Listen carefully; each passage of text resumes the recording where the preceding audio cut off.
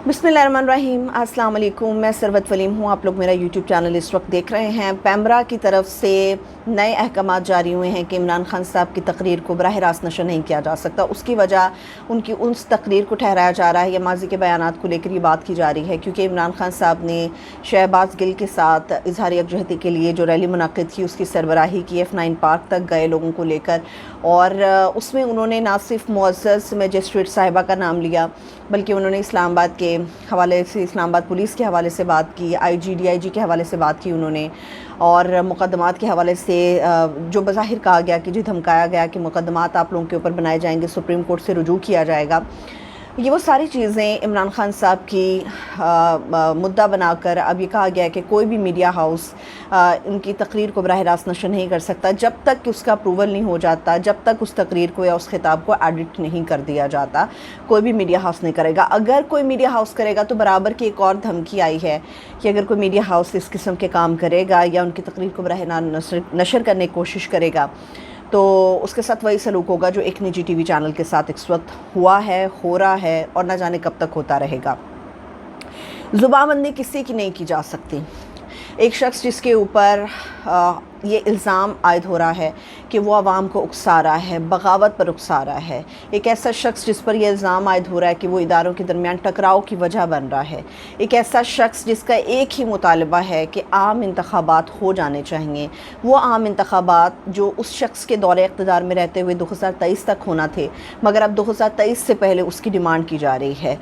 इमरान खान साहब ये मुतालबा इसलिए कर रहे हैं आम इंतखाबात का ताकि मुल्क के अंदर स्टेबिलिटी हो सके, इस्तेहकाम की राह हमवार हो सके, हमारी मईशत बेहतर हो सके, एक आम ज़िंदगी, एक आम शख्स की ज़िंदगी बेहतर हो सके, एक जो पुरअमन माहौल की बात करते हैं, यकसुई की बात करते हैं, वो हमारे मुल्क में मुमकिन हो सके। मगर जो मौजूदा अलाइज़ गवर्नमेंट है वो ये नहीं चाहती कि आम इंतखाबात 2023 से पहले हों। मुख्तलिफ़ माहिरीन इसकी मुख्तलिफ़ राय देते हैं।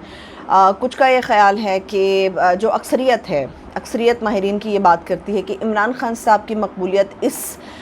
उरूज पर है कि उनका मुकाबला इस वक्त नामुमकिन है, मुश्किल नहीं नामुमकिन है कि इमरान खान साहब का मुकाबला किया जा सके। और जो मौजूदा अलाइज़ गवर्नमेंट है उसमें आप देख लीजिए नून लीग का मामला है। मरियम नवाज़ साहिबा आई थी ताकि शायद कहीं वो किसी भी मौके पे या किसी नैज पे जाके अपने वालिद गिरामी की जगह ले सकती मियां नवाज शरीफ साहब की, मगर जो ज़मीनी इंतखाब हुआ पंजाब का उसमें हमने देखा कि मरियम साहबा बुरी तरह से फ्लॉप हो गई। हमज़ा शहबाज साहब की वज़ारत आला के बारे में और जिस तरह से वो मुंतखब हुए वो भी हम सब लोगों के सामने है। इसके अलावा शहबाज शरीफ साहब जो एक अच्छे एडमिनिस्ट्रेटर के तौर पे जाने जाते थे, बज़ाहिर वज़ीर आज़म बनते ही हमने देखा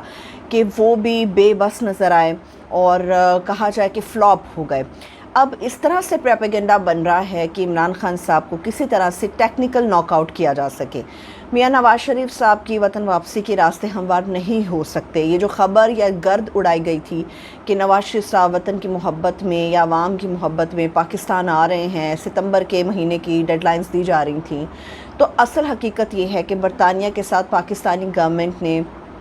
एक एग्रीमेंट किया और इस एग्रीमेंट का क्रेडिट भी इमरान खान साहब को जाता है, क्योंकि 2019 में ये इनिशिएटिव लिया गया कि आप अपने मुजरिम पाकिस्तान से ले सकते हैं और पाकिस्तान जो अपने मुजरिम हैं, मुतल्लिका अदालतों से सज़ा याफ्ता हैं, उन्हें बरतानिया से हासिल कर सकता है, उन्हें लेकर जा सकता है। तो 2019 में ये इनिशिएटिव हुआ। अभी इसी साल रवां बरस जनवरी के अंदर एक कमेटी बनी और फिर इसका अप्रूवल हुआ, और अब जो मौजूदा गवर्नमेंट है वो ये बात कर रही है कि पहले कैबिनेट में इसके अंदर तब ये मामला जाएगा, पहले हम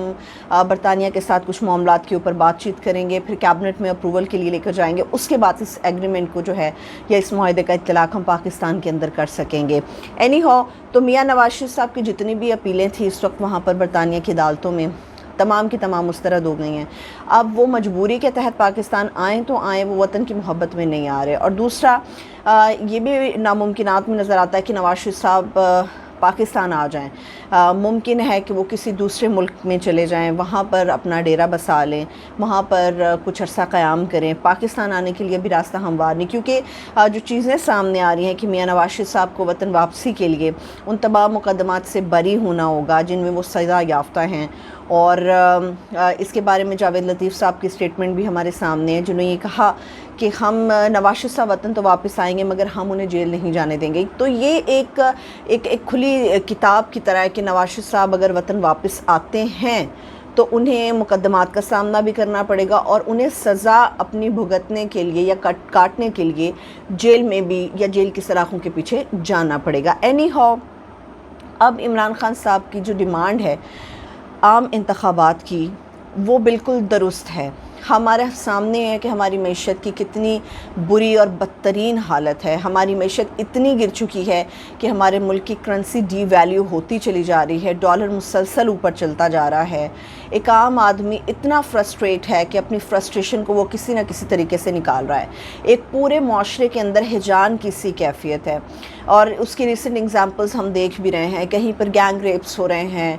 کہیں پر بچوں کے اغوا کا معاملہ سامنے آ رہا ہے۔ ابھی ریسنٹ فیصل آباد کے اندر جو ہم سب لوگوں نے دیکھا کہ ایک معمولی سے پیٹرول کے اوپر نوک جھونک ہوئی ایک دکاندار اور ایک ڈرائیور کے درمیان، اور ڈرائیور کو اس نے جلا دیا، مار دیا۔ ایک عام شخص کو سکون چاہیے،